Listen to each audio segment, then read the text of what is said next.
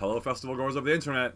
I'm the Festival Finesser, and today I actually want to talk to you guys as Brian for a second and just take a step back from all the YouTube shit and just kind of get personal for a second, because I have been just not really dealing with shit, but just I've been having a lot of like shit going on in my head, and it's kind of been like affecting the channel. Just, yeah, I don't know. I wanted to talk about it and just kind of give you guys a raw video, just share some thoughts, get it out there, and kind of give you guys an update on my life and kind of like where I've been at, what I've been doing, because it's like I feel like I've been kind of distant and been ghost. I've been trying to kind of like give myself personal time, but that's also kind of like eating away at me, and I'll talk about that later in the video. You know, another reason I made the video is because I saw other content creators were going through this as well, especially with the season. It's like the festival off season, it's depression season, you know, there's nothing to do, money's tight, you know, we just had the holidays and shit, it's cold, it gets dark mad early. So yeah, I really just kind of wanted to like make this video to create awareness in case maybe someone else is going through this, whether you're a content creator or just a regular person. I also wanted to like get it out there so I could also kind of like have some closure for myself, so I could be like, hey, I said what's going on, I said where I'm at, I said why I've been distant, and it's like, hey, I'm not gone, I'm just kind of taking a break and just kind of I want to enjoy life a little bit almost. And again, I'll get into it in the video, in the bulk of the video, but I just wanted to like introduce what we're going through and give you some disclaimers that it's going to be raw, it's going to be very little edits. If you've been around, you kind of know how I am, and it might get a little lengthy, so I'm going to do my best to kind of save it in editing and make it concise and to the point and make it flow. So I made a tweet the other day that said, I feel like I need a break, but I also feel like I haven't been doing anything. And there were some other content creators who kind of said similar things. Who was Brian reached out, who is also a content creator on YouTube and Instagram in the EDM and dubstep space. He was like, dude, this is constant for me. And then also Emma Capotes, who is in the EDM space, but in more of the house side of things, big on YouTube, big on Instagram. She was saying how she feels guilty when she's not productive. I definitely feel her on that, you know, this feeling of like I feel guilty when I'm not productive. And see, the thing is, like, you know, being productive to most people is like doing their laundry, cleaning their room, you know, whatever, washing their car, just doing stuff around the house and for their life, and just kind of like catching up. But as a content creator, our being productive is getting Instagram posts ready, getting videos prepared, editing videos, you know, it's just, there's a whole like skew of things that go into it. And it's not like, you know, you can clean your room in an hour, but I can't make a video in an hour, you know what I'm saying? And then doing work on top of that, look at my fucking room, you know what I'm saying? Like, my room is a mess, my laundry is piling up the ass, and it's just, you know, I can't catch a break. And this is the problem. It's like I don't really have days off, because my days off are filled by making content because I'm working at a job. And again, this is like something that you probably don't even, not many people would know if you're new here, but if you've been following the channel, and I don't even know if you'd actually know this at all, but you know, I had this kind of like system where I would make videos at my house, which, you know, take about an hour to 2 hours between me cleaning my room and then actually making the video. So say 2 hours of personal time to make a video. And then I would go to my day job, which was, you know, I was managing a movie theater. So there was a lot of downtime of me just being in an office with waiting for the movies to get out. So I would be on my computer editing videos. And obviously, being a manager, I was the boss of myself. But that's how I got a lot of my videos done. That's how I was able to kind of like grow. And like, you know, I would have my personal time to just make the video, and then anything that I could do on a computer, I could do at work. So YouTube thumbnails, Instagram posts, you know, I bring my hard drives to work and just go through videos, organize music stuff, organizing my library, downloading music. I could do all of this stuff at work and get paid for it. So it was really like a blessing. And then the pandemic hit, and I had to get a new job, and the first job that called me back was a local grocery store. So I needed to get a check after unemployment ran out. So I started going to this grocery store, and you know, I got promoted to assistant manager in a couple months, and now I'm still doing that, and I'm working like, you know, 5 to 6 days a week, close to 40 hours as a part-timer, so that I can take off for festival season and things like that. And so I just kind of kept falling into this cycle of going to the grocery store and being a closing manager. So I work 4 to 12, and then I will come home and edit videos or make videos, you know, till 2 or 3 or 4 o'clock in the morning. Sometimes I start at 2 o'clock in the morning, and I will try to record and edit a video in that time. And that was something that I was like really kind of trying to do, is on my days off, make content. So like I said, on your day off, you're doing personal shit, relaxing, enjoying. On my day off, I'm doing personal shit, but it's like I'm not really relaxing, I am working. And I enjoyed doing it, but it got to a point where I stopped enjoying it, and it was really becoming work. And what was really like tearing away at my mental at this time is like I was trying to make videos And I felt like I was forcing them, you know, because it was like, this is the only time I have to make it because I gotta go to work tomorrow, and so I have to do this video right now. And then like these videos were being very monotone, and just they were losing that festival Finesser character and charisma. And just, you know, when I was going back to edit the video, I was actually like, bro, I can't put this is not a good video, this just shit sucks, you know. It was like I was just not proud of the content I was making, and that just made me like getting even more into my head, because it's like, am I losing my touch as a YouTuber? Like, can I still even do this? Is it like, you know, it just really kind of started making me think and question. I just really kind of got like unmotivated, and like I don't even know what the word is, just like ashamed in a sense of myself. Like I just like lost it. Like I just like, wow, I can't even like make a YouTube video anymore. And it was like just the intro, you know what I'm saying? Like my own intro I couldn't even do. And it took me 2 hours this one time to do it. And I was just very frustrated, and like I'm fucking sitting in front of this light bulb sweating and shit. And I'm like, why? And then I just gave up. And I was like, fuck this, bro. Why am I trying so hard to make this video? You know, after I just made it, I'm trying to do it a second time. Like, nah, bro, this is not working. Like, and so I basically gave up. And, you know, this kind of opened up another, like, you know, realization. And it still ended up kind of backfiring on me, because the next morning after that big, like, you know, frustrated night trying to make that video, I woke up the next morning, and rather than making a video after work, I made a video before work. That video I struggled with for that 2 hours, I made in a typical, like, 30-minute time, and I was feeling good. And I was like, you know what, rather than coming home from work tonight and making this video, I'm gonna wait until tomorrow, and I'm gonna edit this video on a fresh, you know, because that's where I started succeeding, is when I took the time off and just was like, yo, it's not working, I'm forcing it, let me step away and like do it tomorrow or do it later when I want to, and rather than forcing myself. And that's when I saw better content. So then, rather than forcing it and doing it in one sitting, I spaced it out and had several editing sessions. And I said, hey, if I'm gonna put this video out several days after the lineup was put out, then I'm gonna make it the best video I can possibly make it, and add all of the B-roll and make sure that all of my edits are good, and I'm concise and I'm clear, and it's like it's paced well, and it was just a quality video, kind of dating back to like my beginning videos. Because when I started this channel, I knew that I had to kind of like prove myself. And as I got more established, I knew that I could like do that less and less. I didn't have to flex so hard in editing, and people wanted to hear more about the content and like see what I had to say.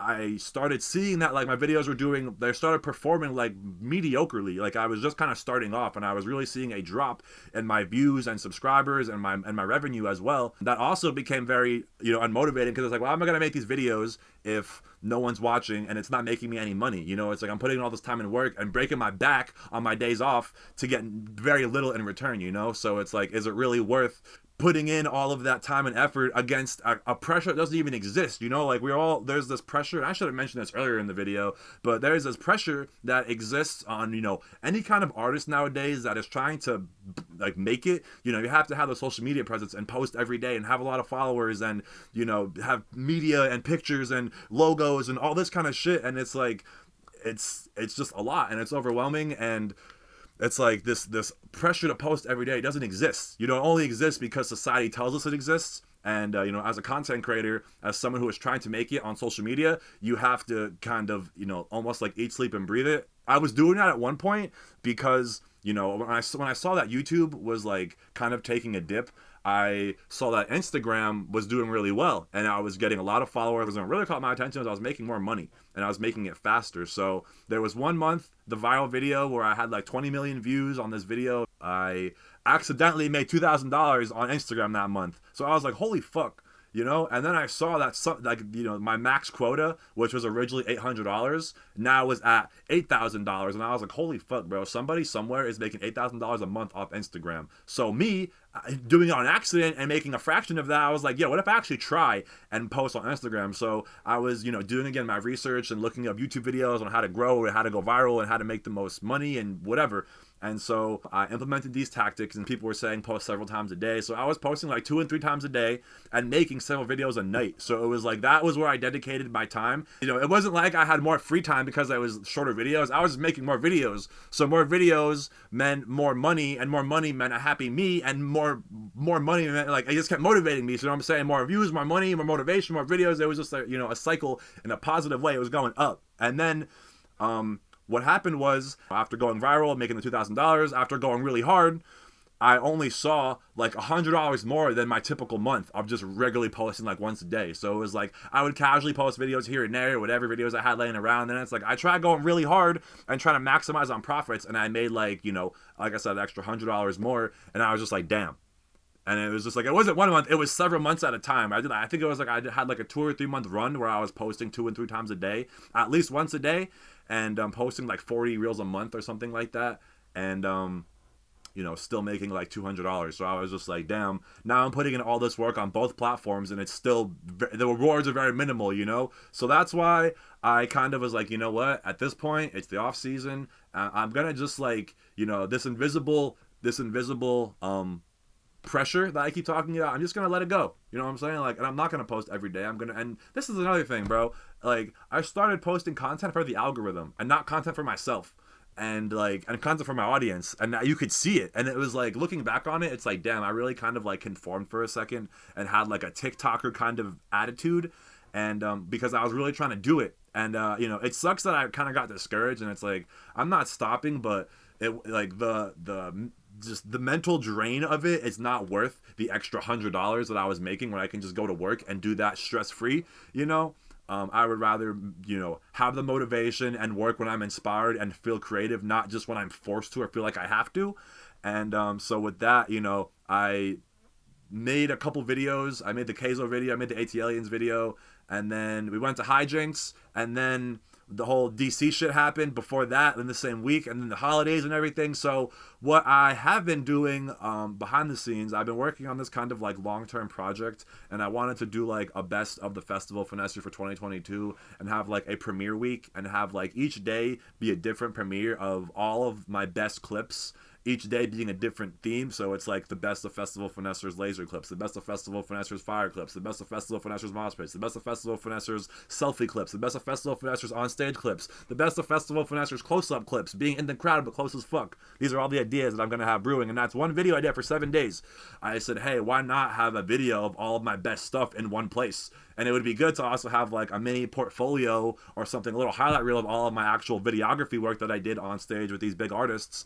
And then as well as like the funny stuff, like all the selfies and me yelling the lyrics, you know, with my GoPro and shit. And yeah, so I just thought it'd be cool to have that kind of stuff. But like I said, with the Echo Stage vlog and then the, you know, Breeze tragedy with the car and then hijinks, I really kind of fell off the ball. And I'm already like 3 or 4 videos into that series, and I wanted to make it like the first video of 2022. So this video is actually going to be that, or I'm sorry, 2023. So this video is actually going to be like the first upload officially of 2023. And then the next thing is probably going to be like that premiere week. I'm going to try and finish it. But again, I'm going to be finishing it on my own terms, and I'm not going to be like grinding every single day trying to get it done. Because like I said, it is the off season, and you know, why, like, there's not much to talk about. Why am I gonna force stuff to talk about? You know what I'm saying? Like, this channel revolves around festivals and dubstep, but I'm not the dubstep don. You know, that's Naughty Step. Naughty Step can talk about dubstep and music all day. I cannot. You know, I'm here to talk about the experience and like kind of like to create memories and just capture it and get you ready for the experience and the culture in a sense. So after the 2022 highlights, there's not going to be anything too crazy until Paradise Blue. I'll do a couple reviews here and there. I have a couple recorded, but again, like, they're not happening for a couple months, you know, some in September. So, like, why do I have to post them now, you know? So when I find the time to get around to them, I will be posting other reviews. But the main thing that I really want to focus on, and that's getting me excited to work in 2023, are doing interviews. You know, I've established myself now as this kind of like face in EDM, and everyone knows me as this content creator. No one really looks at me as like a serious figure in a sense. I think that way, at least. You know, just like this kid who has a GoPro and everybody knows about him from YouTube. And you know, no one really looks at me as like a videographer or as like, I don't even know. But I want to find a way to make this shit full time, because all the videos that you're gonna see in these highlights and shit, all the videography, on stage work, nothing was really paid for, dude. Like, I'm doing a lot of this work like for free, for the community and for myself to build a portfolio, and you know, still kind of in that working for free phase, you know. And again, I still get paid through YouTube and through Instagram, you know, having the videos posted there. So it's like, at the end of the day, I am seeing money from posting videos and recording videos, but I'm not seeing enough to support myself, and that's the end goal, is to support myself, whether it's through video or through YouTube, Instagram, whatever. But I'm really getting tired of ShopRite, and I wish that I could commit, and take 8 hours a day to making videos and content and see what that does for me. You know what I'm saying? Because I don't spend 8 hours a day. I was spending like 2 and 3 hours a night, in the wee hours of the night into the morning type shit making content. I wonder what would happen if I had days at a time to plan out and create content, 8 hours, 10 hours a day. Because I could totally do that. But it's like, I don't know, like, would the videos perform in a way that would make me enough money, because it's all monthly pay. So, yeah, I think I've babbled enough. Is there any other thing else that I want to talk about? So yeah, I guess to conclude, I just wanted to say that, like, I'm not really going anywhere. I'm just kind of taking a break, and I am still working behind the scenes. I'm not like just being lazy and taking time off, but I wanted to take some, I guess, like, mental time just to kind of like recuperate and actually relax and not feel guilty for relaxing. I think that's where a lot of this comes down to is, when I try and relax, I feel guilty, and it's like I got to do something. I feel like if I can just tell y'all, like, yo, I'm going ghost for a minute. I'm just gonna like take some days off and not really post hard content. Like, I'll post Instagram content because that's easy and that's comical and it's kind of fun, and sometimes it can pop off. But the YouTube videos, they take hours at a time to do, and it's like the amount of views and the amount of money that gets made from them is not worth in comparison to Instagram, where I can make more content with less work for more money, and still kind of keep the Festival Finesser name relevant. Because it's like, I don't really care where you see me at a festival. If you see me from Instagram, TikTok, YouTube, Facebook, if you know the Festival Finesser, if you know this face, the videos, that's good enough for me. Because you'll see it again somewhere else. So, yeah. If you're someone else who is dealing with the situation, it's going to go away. And this happens every year, and I feel like every year around this time I make a video talking about this. I finally understand the mental health thing. I never really understood it. But now I'm starting to feel it, as I've been in it, as I've been doing it for longer. And there's just kind of, like I said, this pressure that people, like, I feel like I'm obligated to post things and do things. And if I don't, Instagram's gonna, not even the people, but what I'm saying, like, I feel like you guys aren't gonna care if I don't post every single day. But Instagram is like, oh, you're not posting every single day? You're not getting no views. And that's what scares me. And that's what's fucked up too. Because it's like, I don't want to have to like rework to where I was just because I took a break. That seems fucked up. But I'm hoping that, like, with, the festivals I'm going to this year and the content that I have from last year and my creative mind, the way I can just kind of mesh things together through Instagram, I'll be able to have a couple, one or two. All I need is one or two, man. Give me 2 viral videos in 2023. And, like, just that extra money, man. I wish that I did more with it. Not that I didn't do anything with it, but the one I just put it into my camera, invested in myself and the brand and the quality of my content. And then the other one, I took like $1,000 and put it in the bank, and then I took the rest and put it towards payments, credit, bills.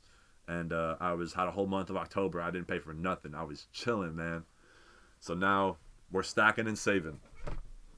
So yeah, I guess that's it. I'm going to end the video here. Thank you guys for watching, and I'll be around. I'll definitely be out and about, but I'm going to be kind of quiet on this front. You won't really see me in this kind of setting too much more. You'll be seeing me out in the field, in Philly, in New York, 3 Deck Thursday, and then on Instagram. So if you're not following me there, run it up at the Festival Finesser. And I also have new merch. I got these hoodies and tees and long sleeves. This same tie-dye design with the FF. I also have the written barcode, t-shirts, and hoodies available as well in the original white and also a new pink. So thank you guys again on the Festival Finesser, and I will see you for whatever is next very soon.